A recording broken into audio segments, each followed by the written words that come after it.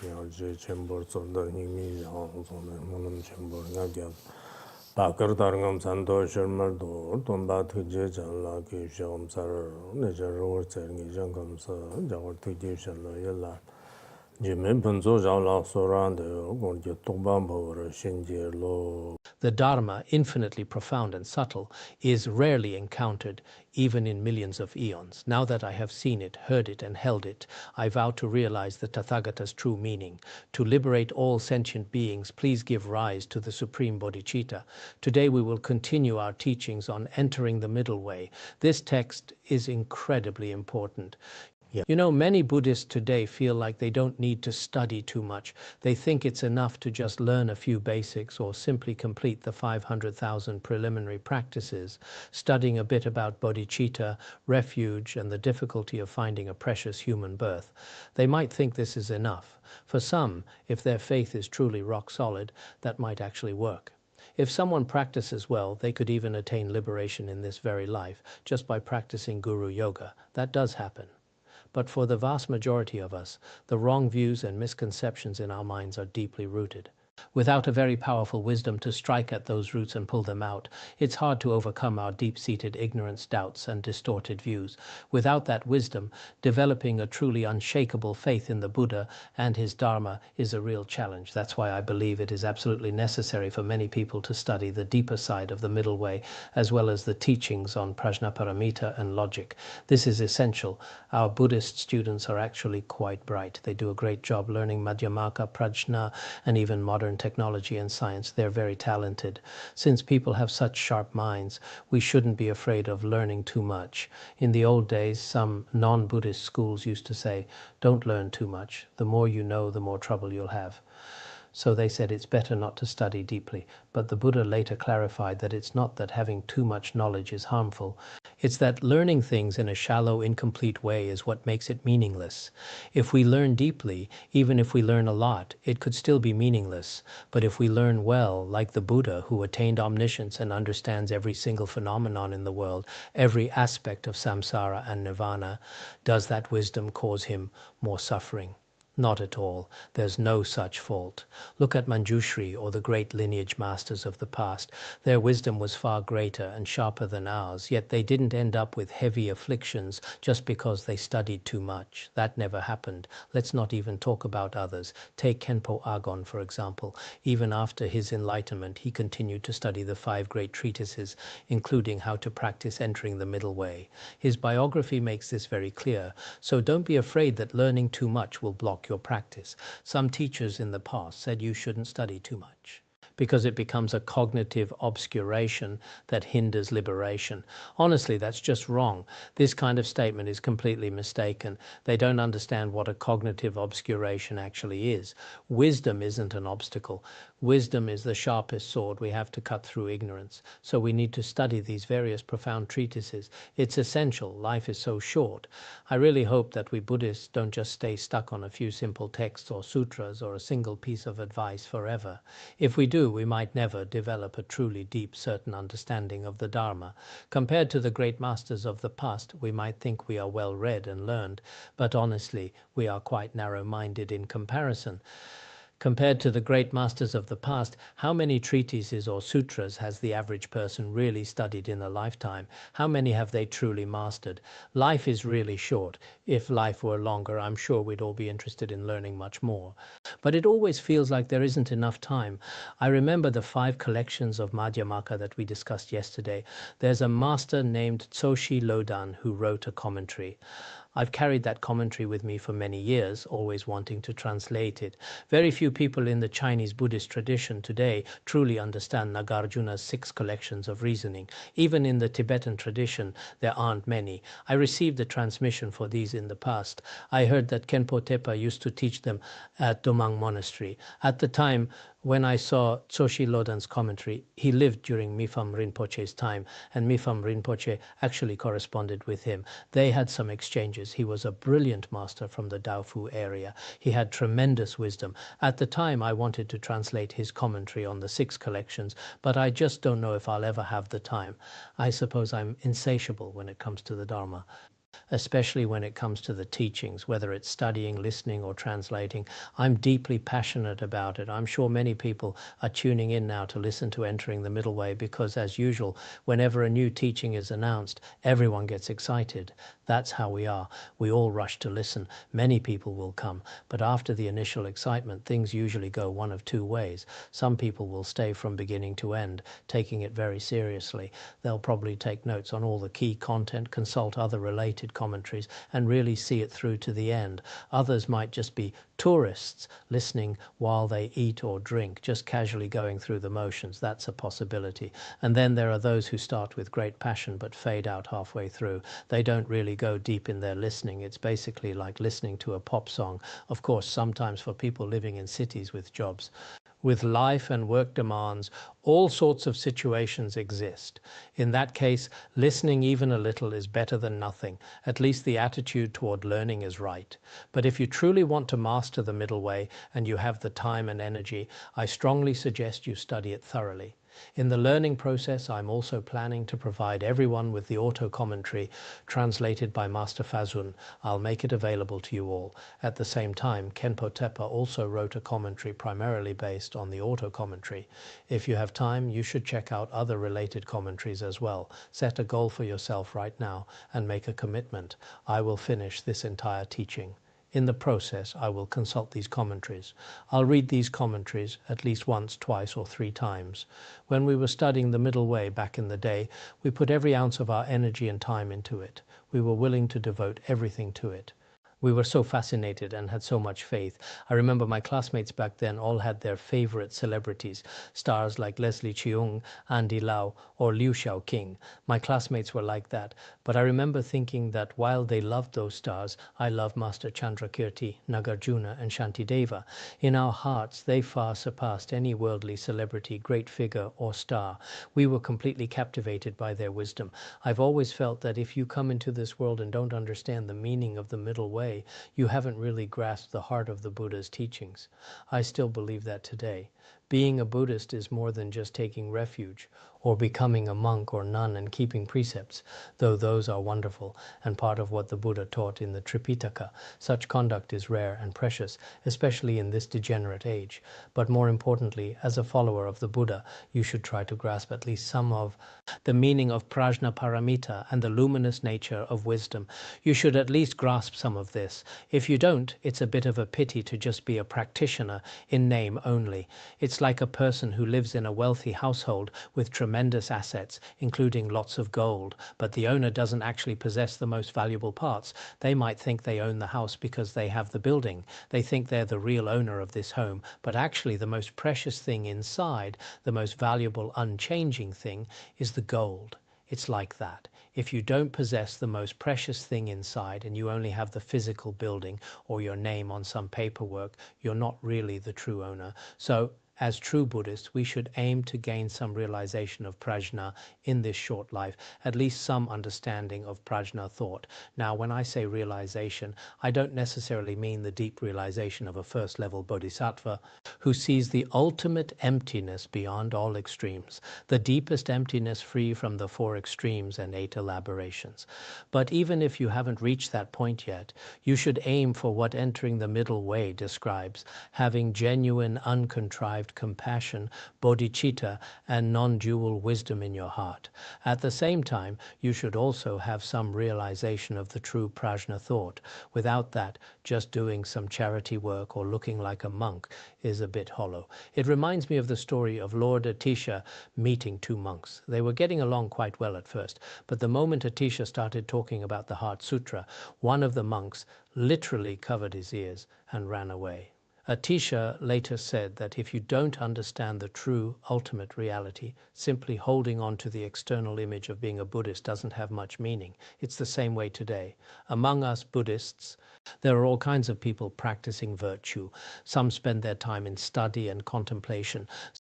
Some chant sutras every day, some are working through their preliminary practices, and others have taken monastic vows. All kinds of people practicing virtue. But every one of us needs to look inward and ask, Do I understand the true meaning of prajnaparamita and emptiness? You don't necessarily have to wait until you become a first ground bodhisattva to grasp this. Even at our level, as ordinary beings on the path of accumulation or the path of preparation, we can fully understand the nature of emptiness through general images or conceptual understanding. If you possess a view that is unshakable, one that cannot be taken away or altered by others, if you have such a view, then you can be called a true Buddhist. We often see this in the scriptures. For instance, a bhikshu of ultimate meaning is considered a true monk, while a conventional bhikshu is a monk in name only. It's the same logic here. A person who truly understands the teachings on emptiness is a real Buddhist. If you know absolutely nothing about the methods of emptiness, or if the luminous nature of wisdom is a complete mystery to you, then you are just holding on to an external image. There are plenty of practitioners in the lesser vehicle, or even in non-Buddhist schools, who maintain very pure discipline, all kinds of pure discipline. Some wandering ascetics are even more diligent in their precepts than we are. So the key point is this: in this short life of yours, have you realized the thought of prajna? You must reflect on this. When the Buddha was nearing his parinirvana, he spoke to Ananda. He said that after his passing, if other teachings were lost or forgotten, it wouldn't be a total disaster. But he insisted that not a single word of the prajnaparamita should ever be lost or forgotten. It must be protected and upheld above all else. When the Buddha was nearing parinirvana, that was the Buddha's most profound final advice to Ananda. So, for all of us practitioners who follow, look at yourselves. Have you truly understood these prajna teachings? Prajna is essentially another word for Madhyamaka, the middle way. As we discussed yesterday, it's all about the middle way. Sometimes we use a lot of words to describe it, but the question is whether you can realize the actual meaning. When we talk about the Madhyamaka of the expressed meaning, we should understand it in terms of ground, path, and fruit. The Madhyamaka of the non-dual ground, which is the union of the two truths. The path, non-duality of the two accumulations. The fruit, the non-duality of the two bodies. You should understand it this way. Speaking of the two truths, regarding the ultimate truth, when you use wisdom to analyze any phenomenon, you find it is free from the 4 extremes and 8 elaborations. This is the ultimate truth. Then there is the relative truth. In the relative truth, nothing exists except as a false dream-like illusion. It doesn't exist at all. That is what we call the relative truth. But in the actual basic state, or the true reality of all things, these two truths are not separate. This is the non-dual ground. We need to know that the essence of all things is empty, and their nature is dreamlike. Appearances exist, but they are not real or solid. They cannot withstand any deep analysis. You can say it this way. Alternatively, as Mipham Rinpoche explains in the Wish-Fulfilling Treasury, in the difficult points of the 18th chapter, true Madhyamaka is the emptiness of the ultimate truth, free from the 4 extremes, while the relative truth is the luminous essence, the unconditioned luminosity. These two aren't like 2 separate strings twisted together. They are fundamentally non-dual. When you gain a certain unshakable understanding of this, you could say you've realized the ground Madhyamaka. Then there is the Madhyamaka of the path, which is the non-duality of the 2 accumulations. Throughout the entire process of practice on the level of appearance, we engage in the 6 paramitas and 10,000 virtues, as if in a dream. This is the accumulation of merit. Yet the essence of every single bit of that merit is empty of the 3 spheres. It cannot be found as a solid thing. This is the accumulation of wisdom. So in the process of the path, appearance and emptiness are a complete union. It's not just appearance here and emptiness there.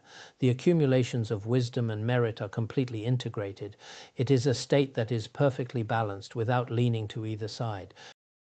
When you realize that state, it's called the path Madhyamaka, the non-duality of the 2 accumulations, or you can say the union of the 2 accumulations. When we truly attain the state of Buddhahood, that fruit consists of nothing other than the form body and the Dharma body.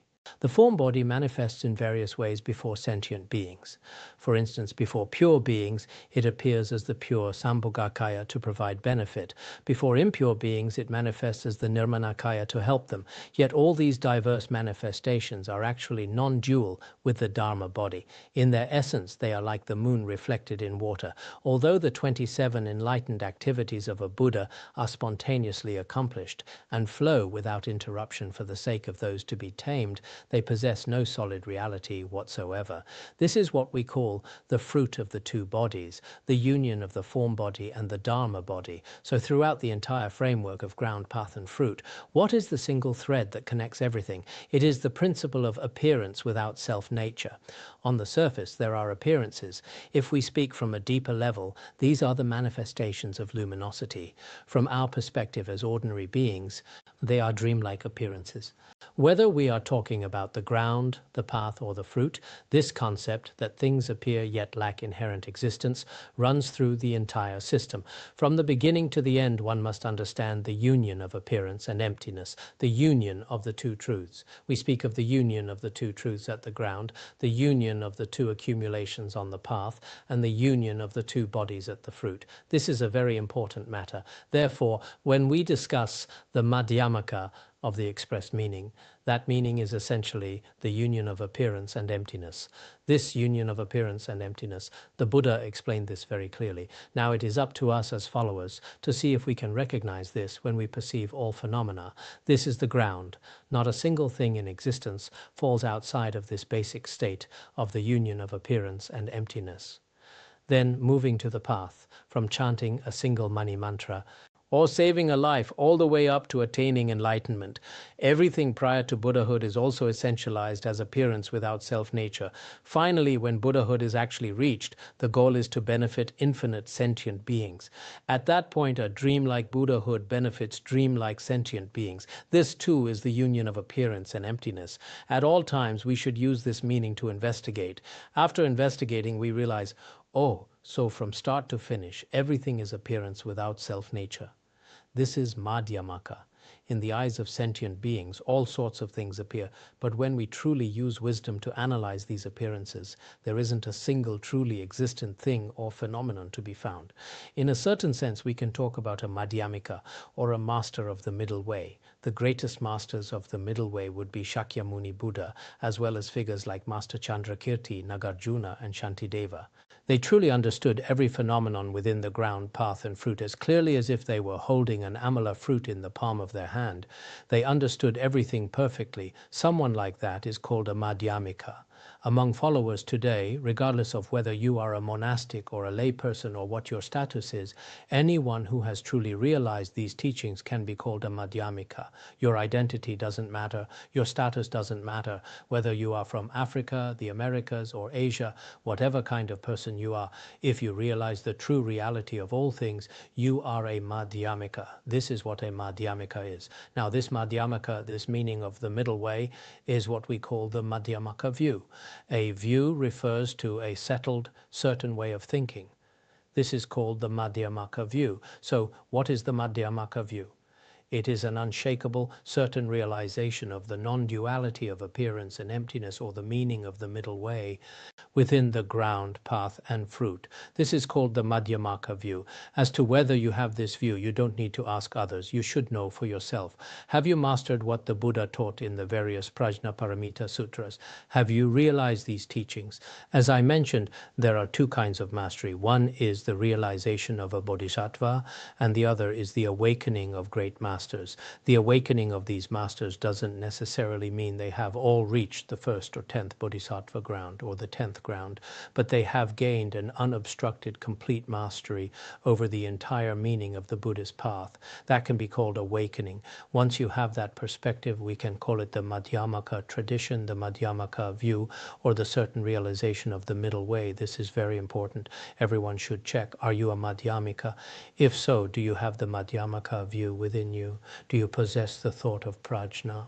When this view is expressed through words and sentences, it is called a Madhyamaka treatise.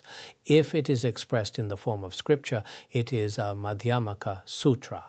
Madhyamaka sutras. So we shouldn't treat Madhyamaka as something simple. In the past, we were very interested in it, but that interest often manifested as a love for debating which school accepted what and who was right or wrong. While we were debating, we might have even created some negative karma with me siding with one school and you with another. That happens in debates. But what is truly important is for each of us to have a deep personal understanding of the middle way. This is very important. I also rejoice greatly that many of you are studying the root stanzas of the middle way. I truly appreciate your dedication. I've looked into it and sometimes visited the rooms of practitioners to see how they tutor one another and hold discussions. I've gotten a general sense of how things are going for the most part. People's interest in Madhyamaka is strong and their study is continuous, which is wonderful.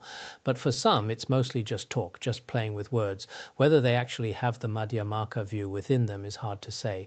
Everyone should work hard and use every method possible to secure this view in their own mind. Once you have it, you won't have doubts or wrong views about the Buddha's teachings.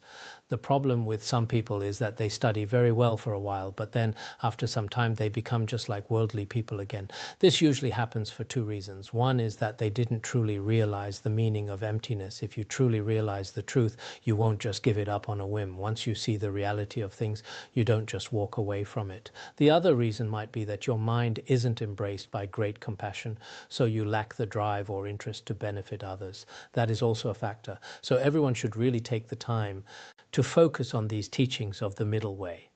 Many of us say we are busy, but being busy doesn't necessarily mean we are doing something meaningful. Most of that time is actually spent sleeping, being distracted, or playing on our phones.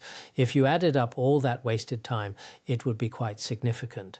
I've been encouraging everyone lately to see if they can manage to listen to at least 1 or 2 lessons a day. If you truly fight for that time, it shouldn't be a problem at all. However, some people start out very diligent but can't maintain it. Gradually, they just slip back into the ways of worldly people. The root of all these problems is that the Dharma has not merged with the heart. If the Dharma deeply integrates into your heart, you certainly won't give it up or abandon it easily. You should all keep this in mind, even if you fall into laziness or distraction, or if various afflictions arise and make you want to quit. The conditions today are so convenient. You can save these audio and video files almost instantly. Back when we were studying, if we had the convenience you have now, we would have been absolutely overjoyed. Back then, external conditions were very difficult, but from a personal perspective, my confidence in the middle way was very strong. Because of that faith, perhaps a bit of certain realization arose within my mind. That became the driving force that has kept me from ever giving up, and I am still working hard at it today. So, I truly hope that through this teaching of entering the middle way, a genuine certain realization of Madhyamaka can arise within your own minds. This is very important. As I mentioned before, there are actually quite a lot of books on the middle way. There are quite a lot. There are many in the Tibetan tradition and some in the Chinese tradition as well. But in our Tibetan tradition, well, life is just so short. Otherwise, I had planned to explain the commentaries on the root stanzas of the middle way and the 400 stanzas on the middle way. Fortunately, I have already taught the 400 stanzas on the middle way. You see, the 400 stanzas on the middle way and the root stanzas of the middle way are what we call general Madhyamaka. They don't differentiate between the Svatantrika and Prasangika schools. They represent the middle way in a general sense. Then there are others called specific Madhyamaka. Some great masters even include the Madhyamaka teachings of Kamalashila and Shantarakshita within the broader Madhyamaka tradition. Like the Karmapa Mikyo Dorje, he also placed these two within general Madhyamaka. Usually when we categorize specific schools, the Prasangika view, according to the perspectives of Master Bhutan and many others, is what we discussed the day before yesterday. Texts like Clear Words, Entering the Middle Way, and the Buddha Palita Commentary. These all represent the Prasangika perspective. On the other hand, the Svatantrika view is represented by works like The Adornment of the Middle Way and Bhaviveka's Prajapradpa, Lamp of Wisdom. These all represent the Svatantrika Madhyamaka view. Broadly speaking, after Master Nagarjuna composed the root stanzas of the Middle Way, Master Buddhapalita explained it according to the Prasangika perspective. Later, Master Bhaviveka explained it from the Svatantrika perspective. Then Master Candrakirti refuted Bhaviveka's positions to once again propagate the viewpoint of Buddhapalita. I remember one great master even said that Candrakirti was actually the reincarnation of Buddhapalita. He literally said that, one great master said this, that he returned to this world specifically to propagate his own previous views, composing Entering the Middle Way in clear words to continue teaching the Prasangika Madhyamaka perspective. In the Jewel of Clarification, a commentary on the wisdom chapter of the Bodhicaryavatara, we also mentioned that in India, these classifications of Prasangika and Svatantrika didn't really exist. These divisions likely began in Tibet. In the Tibetan debating courtyards or in the debate halls, these two perspectives, Prasangika and Svatantrika, people debate them every single day. But now that I've reached this age, I feel that these debates aren't quite so vital. When I see sentient beings suffering in the heat of their struggles, suffering from depression, anxiety, various mental afflictions, at a time like this, whether it's the Prasangika view or the Svatantrika view, they are both fine. For many years now, I haven't paid much special attention to those differences, especially now when all sorts of wrong views and misconceptions are spreading and surging among people. There are other perspectives that might be even more critical. These days, the most crucial issue is how people are so deeply attached to their very practical, mundane views. Just then, there was some noise because someone nearby was renovating their house, and the noise was quite loud. I had to go settle that. Now we are continuing. I'm not sure exactly where we left off, but let's get straight to the subject. In teaching Entering the Middle Way, we have finished the title and the translator's homage. Now we move to the second part, the actual meaning of the treatise. This is divided into three sections. The homage as a branch of composing the treatise, the body of the treatise itself, and finally, the concluding activities after composition. Divided into three sections. First, regarding the homage as a branch of composition, this is divided into two parts, a general discussion on the causes of a bodhisattva and a specific praise of great compassion. Divided into two parts. Let's look at the general causes of a bodhisattva. As usual, I will recite the Tibetan verse first and then explain it in English.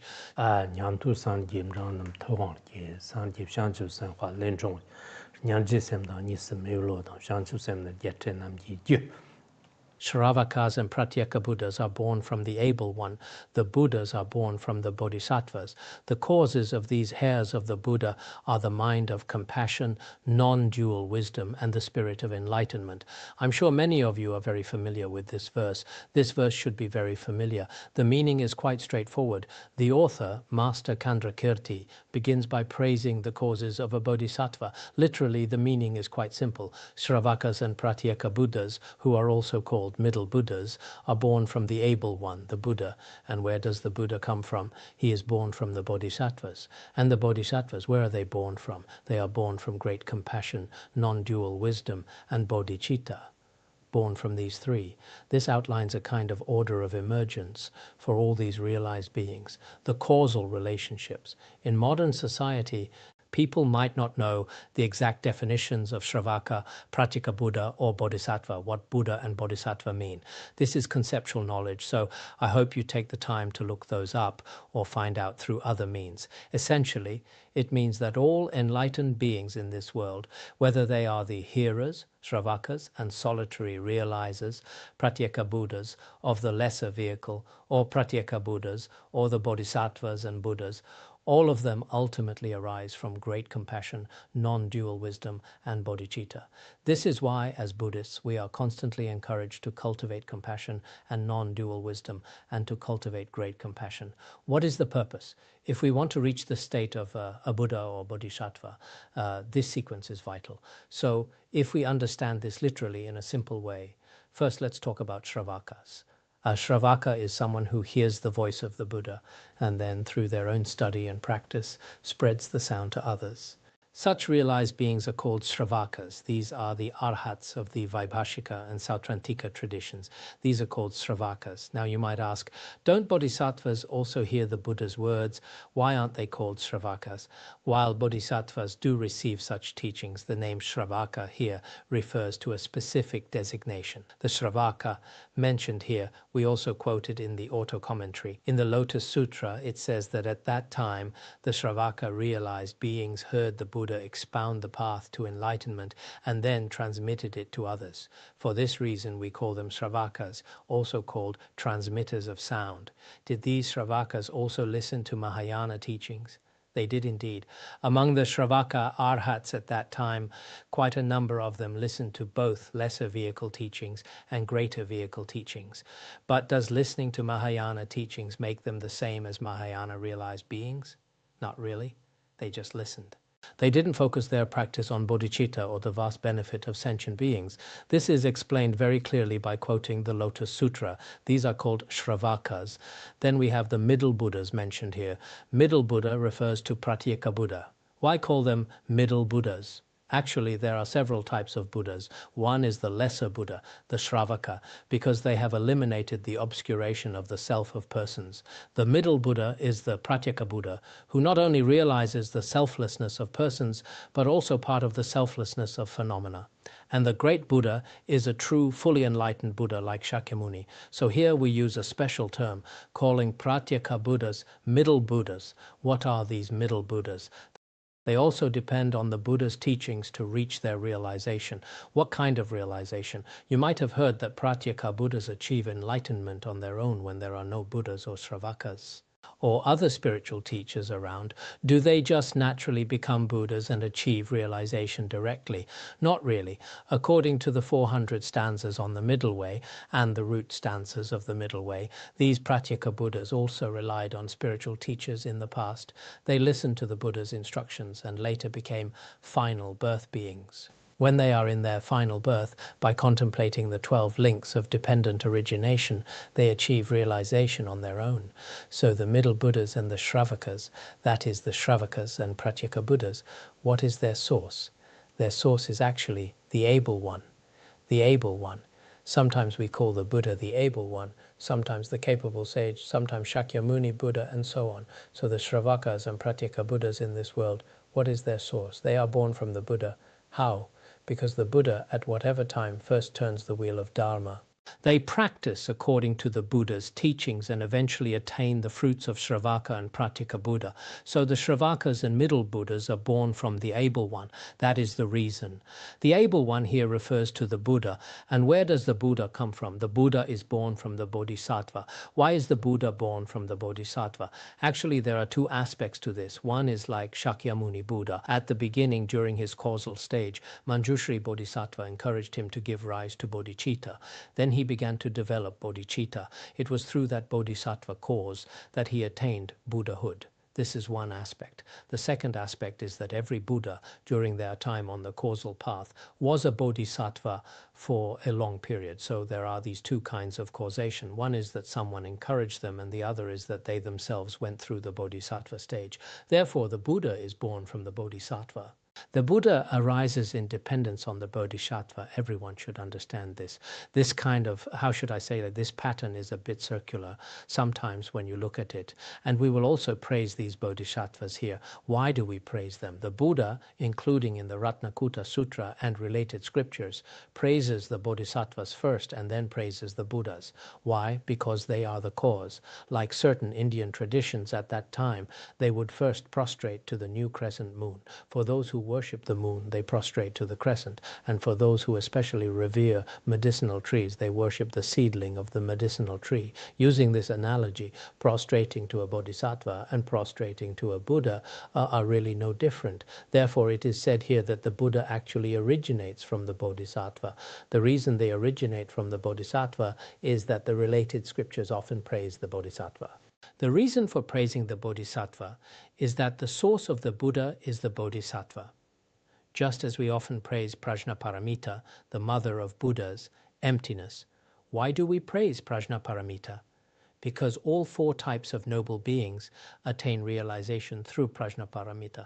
So the cause is also very important. We often praise our spiritual teachers and gurus. Why do we praise them? Because through the guru's instructions, we have been awakened. So in all of human society, in its natural laws, causation is very important. Causes and conditions are very important. Therefore, here it is explained that the source of the Buddha is the Bodhisattva. So below, Master Candrakirti first praises what? He praises the causes of the Bodhisattva. The reason is the same. This is one aspect. Then regarding the Bodhisattva just mentioned, where does the Bodhisattva come from? For those who have studied entering the middle way before, this is relatively simple. For those who haven't studied it, you must understand this pattern.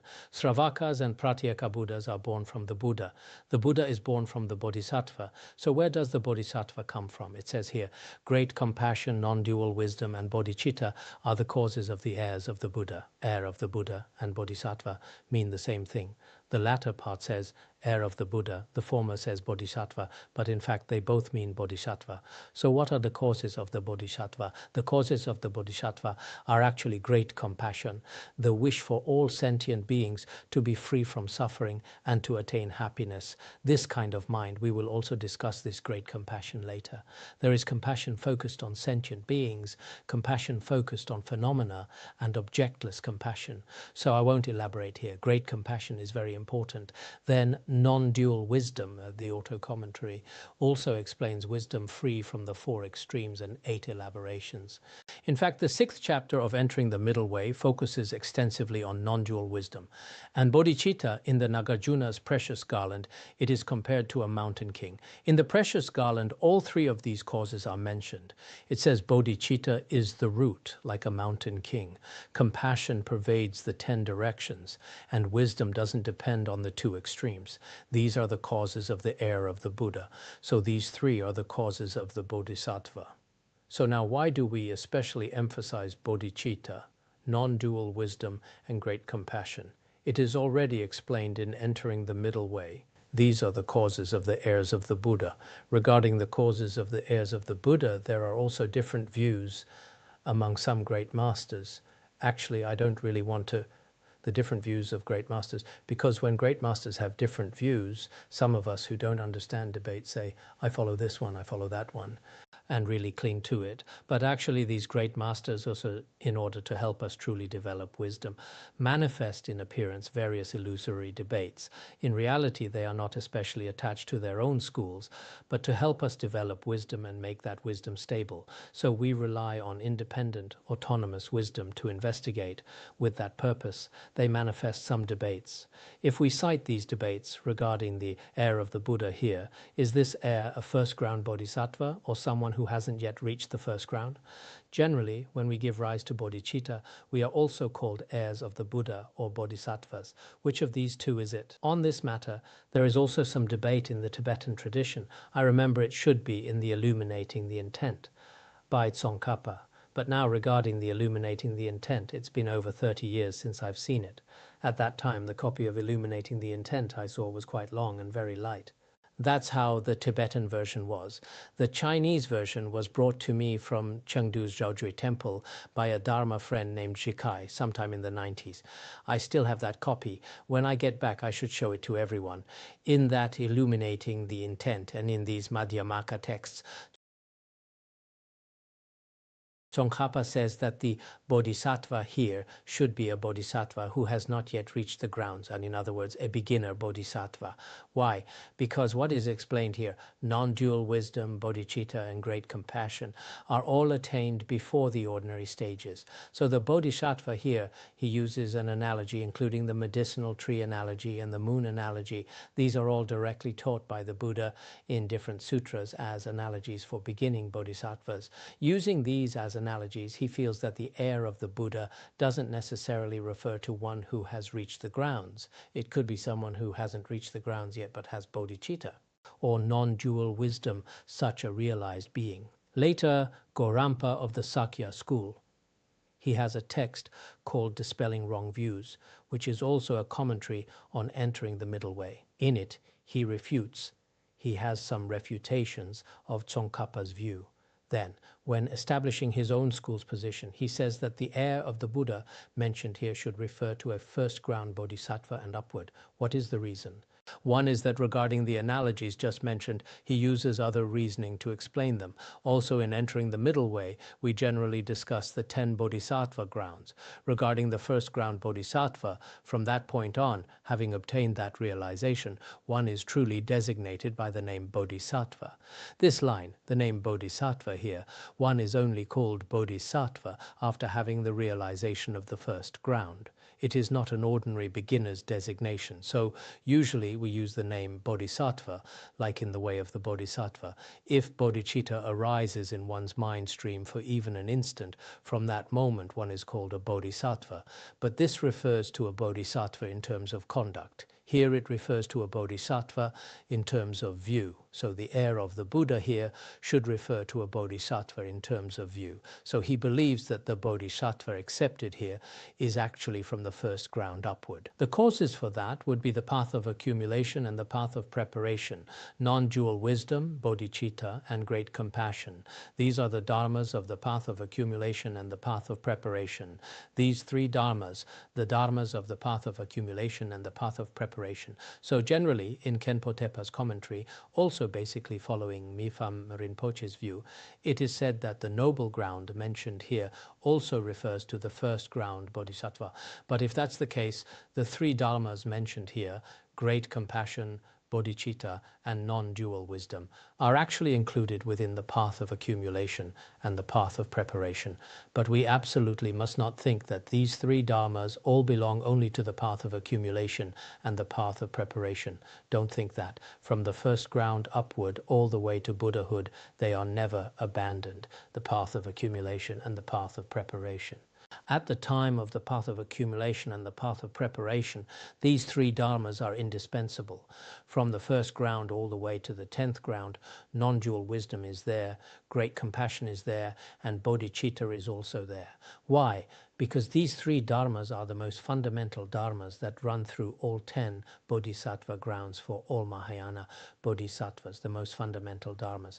So, according to Mipham Rinpoche's outline, it is the same. Originally, I wanted to prepare to translate Mipham Rinpoche's teachings of Kandrakirti. His Holiness Jigme Phuntsok Rinpoche transmitted it once before. In that text, the meaning is also quite similar to Gorampa's. So, at this point, does this contradict Tsongkhapa's view? There is no contradiction. It's just a matter of focus. Why? Because what Tsongkhapa said can indeed be said. If we are talking about an heir of the Buddha, the causes of the heir of the Buddha can also be on the path of accumulation and the path of preparation. If it is a bodhisattva on the path of accumulation, then before that they were someone who hadn't yet aroused bodhicitta, an ordinary being who hasn't entered the path. In their mind stream, these three dharmas become the causes for the path of accumulation and the path of preparation bodhisattva. Once they reach the first ground bodhisattva, these three dharmas also become their preceding causes. So the heir of the Buddha here, in my personal view, I cannot compare myself to those great masters. Nowadays, many people say, Tsongkhapa thought this way, and I think this way. That kind of tone is very inappropriate because we have no way to be mentioned in the same breath as these great masters. But in terms of our own shallow understanding, actually, the heir of the Buddha here, on the one hand, as Tsongkhapa explained, if someone hasn't reached the grounds but has given rise to bodhicitta.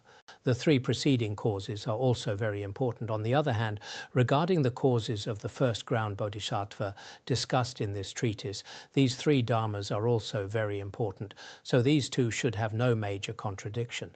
In our study of this dharma, we must first realize that Shravakas and Pratyeka Buddhas arise from Buddhas. Buddhas arise from bodhisattvas, and bodhisattvas arise from these three factors. For each of us, whether you aspire to be a bodhisattva in the future or are acting as one now, you can never abandon these three causes.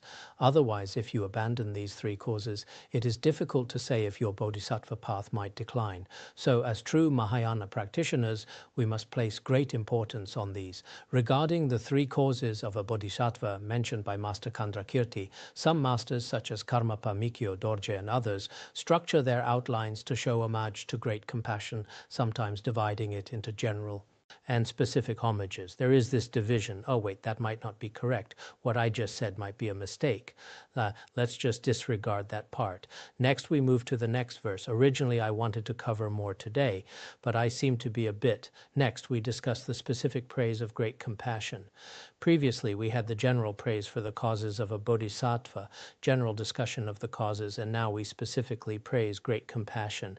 This is divided into two, praising great compassion without distinctions and praising great compassion with distinctions. Regarding the praise without distinctions,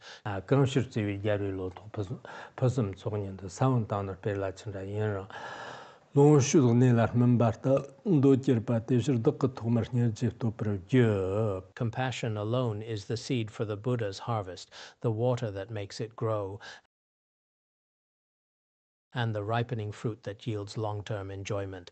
Therefore, I praise compassion first. To explain this, compassion's nature refers to the very essence of great compassion. Its essence is so vital that Master Candrakirti chooses to praise it first. Among the three causes, Bodhichitta and non-dual wisdom were not singled out for praise because great compassion is the foundation. Without it, no Mahayana Dharma can be established. Therefore, Master Candrakirti begins by praising great compassion. On one hand, this is a homage verse, paying homage to great compassion. On the other hand, praising great compassion. Why is great compassion so crucial? Because the nature of great compassion is essential in the vast and boundless enjoyments of the Buddha. It is absolutely crucial. In the result of the Buddha's vast enjoyment, or in the enjoyment itself, it is vital at the beginning, middle, and end, three stages. How is it vital? It says initially it is like a seed. At the very beginning it is like a seed, extremely important. Without great compassion, you honestly can't get anything done. Think of it like a seed. For it to grow in the middle, it needs water, just like irrigation. And finally, for it to be useful over the long term, it has to ripen, much like a harvest coming in. These metaphors are key. First, the seed represents the initial driving force. For sentient beings, this is the most important part. Then the water represents the continuous nurturing and long-term effort. Water is used as a metaphor. Finally, after reaching Buddhahood, you benefit others for a very long time. This ripening is used as a metaphor. Actually, this ripening isn't just a one-time thing. It's like, how do I put it? A ripening like a wish-fulfilling jewel, a constant, inexhaustible source of dharma. That's called ripening. Candrakirti uses three specific terms here, like, as, and if. These three different comparisons to describe these stages of comparison. That's why Candrakirti says, first I pay homage to great compassion. If we analyze it, compassion is vital at the beginning, the middle, and the end. The reason it's important, first, great compassion, as the precious garland says, the great vehicle starts with compassion, followed by stainless wisdom. If someone doesn't accept these two, anyone with a heart who abandons them, that would be quite foolish. It's like having a heart and just throwing it away. Anyone practicing the Mahayana must first have compassion. Some people today only study the fundamental wisdom of the middle way and skip the way of the Bodhisattva entirely. They have zero compassion for others. Honestly, that doesn't make sense. If you truly realized ultimate emptiness, compassion would arise naturally. But generally speaking, as a Mahayana practitioner, you must develop in your mind stream a heart that wants to free countless beings from suffering, this compassion. If you have this compassion, all your Mahayana actions will follow naturally. Without this engine, if you will, if you don't have that drive at the beginning, if you don't have the seed of compassion, whether you're keeping precepts, giving, or meditating on selflessness, these things exist in basic Buddhism and even non-Buddhist traditions. That's not the core point. In Mahayana Buddhism, if you want to reach the level of a bodhisattva, you need compassion. Without it, whether you're doing complex visualizations or deity practice or constant charity work, the seed is missing. This seed, this drive, that's what's important. I've noticed this with many Dharma friends. Sometimes we study at the academy for years, but later they lose the drive to benefit others. They just can't keep going. It's because their compassion isn't deep enough. If your compassion is deep enough, you truly won't give up. Why? Among His Holiness's disciples, there's a considerable group now who, no matter what happens, keep working incredibly hard at teaching the Dharma and guiding beings. They persevere through every stage. What's the reason? The engine of great compassion. This compassion is truly vital. In a technical sense, here it might be a cause for a first Bhumi Bodhisattva. Without compassion for a first Bhumi Bodhisattva, according to Gorampa, it's the cause for first Bhumi. Or if we aren't at first Bhumi yet, for anyone starting on the path, compassion is the fundamental seed. I think for us too. Without the seed of compassion, if I ask you to help out or do anything, without that engine, you just won't have the strength. You might do it for a little while. We see this with many volunteers, many Khenpos and Khenmos. The other day, there was a Khenpo who went back home and handed his group over to someone else. On the surface, he claimed, I want to study something else, but really, he just didn't want to teach or work anymore. What's the reason? The initial compassion wasn't strong enough. Without enough compassion, he didn't have. This is why compassion is essential at the start. Only with compassion as a foundation does whatever you do have that seed. Think of it like a tree or a medicinal tree. If there's no seed, nothing grows. Without the fundamental seed, the first thing, compassion is like a seed. It's incredibly important. That's the first step. Second, if you lose that compassion along the way, over the long haul, you won't be able to sustain your resolve to help others. It's impossible. For example, if we encounter something now, it's impossible to keep doing it for your whole life. Take masters like His Holiness Jigme Phuntsok and many great masters of his generation. No matter the era, no matter what happened, their dedication to helping beings never stopped. If their compassion had been weak back then, what would likely have happened? Oh, we're already over our 30 minutes, aren't we? I'll wrap this up quickly. What would likely have happened? They'd have given up midway, fallen into a Shravaka or Pratyeka Buddha state. It's okay. In a very short time, you'd get sidetracked by other circumstances, so compassion is the moisture. A tree needs water to keep growing. It relies on this condition continuously. Without this condition, it can't grow long term. So I think many volunteers, many Mahayana followers, without great compassion, wouldn't even start at the beginning. In the middle, they wouldn't be able to persevere in working for sentient beings. The most fundamental cause for perseverance is great compassion.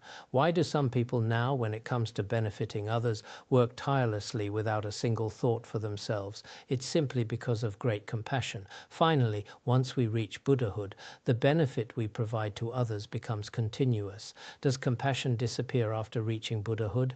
No. While at that time there might not be obvious referential compassion, non-referential compassion remains forever. Because of that non-referential compassion, in the realm of sentient beings, the turning of the Dharma wheel and helping of beings never stops, as it says in the prose section of the King of Aspiration prayers. Because of sentient beings, bodhisattvas have compassion. Because of compassion, there is bodhicitta, and because of bodhicitta, there is enlightenment. It says this. So we should all realize that great compassion is something everyone should take seriously. Without great compassion, you don't even feel for people when they suffer. You just practice for your own selfish reasons. Whatever you do, you don't think of sentient beings. But if you truly have this great compassion throughout your whole life, among the masters I've known, I haven't met a huge number of masters, but of the older generation I knew, like Khenpo Tepa, I was telling a Dharma friend about. Khenpo Tepa, truly, from when I first met him until he passed away, every time I talked to him, he was always focused on benefiting others. His whole life was like this. He had no other concerns beyond that. His own comfort and life, while he appeared to attend to it, it wasn't his priority. It wasn't his main focus. So we should see that once bodhicitta is in your mind stream, the drive to help others will be there.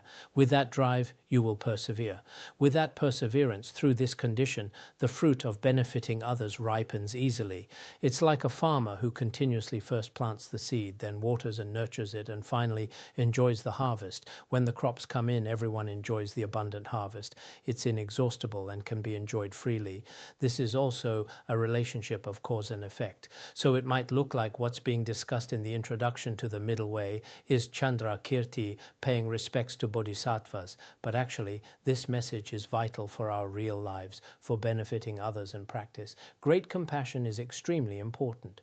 Later we'll discuss the view of emptiness, but regarding this view of emptiness, non-Buddhist traditions talk about it too.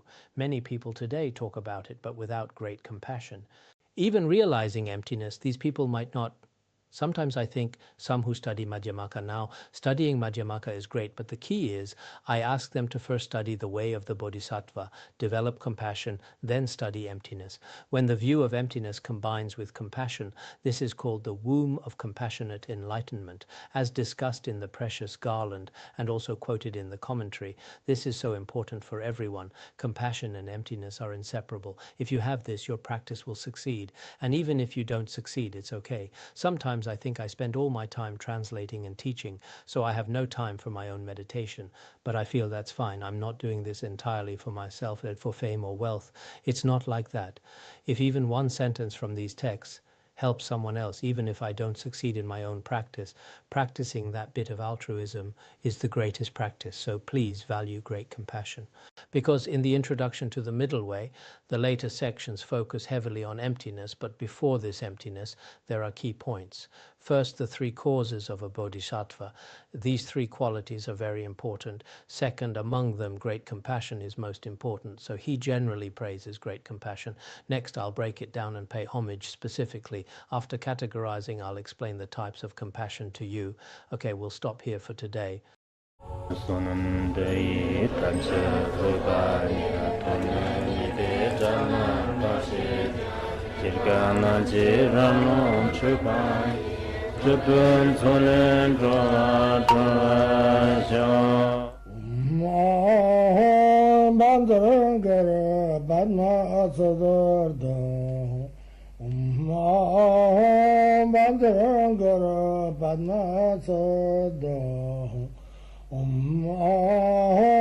Bandara Banma Sadar